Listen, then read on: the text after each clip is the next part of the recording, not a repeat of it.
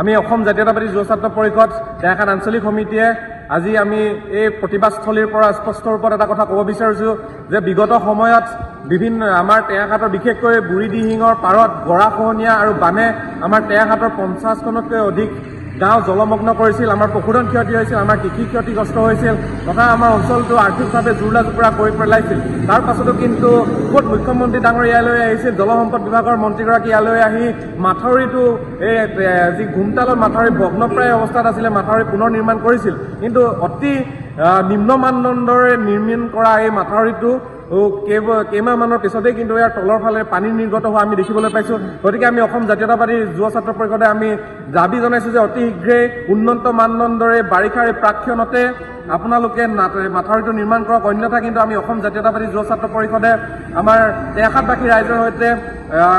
আন্দোলন কৰিবলৈ গণতান্ত্ৰিক প্ৰতিবাদ কৰিবলৈ আমি বাধ্য হ'ম।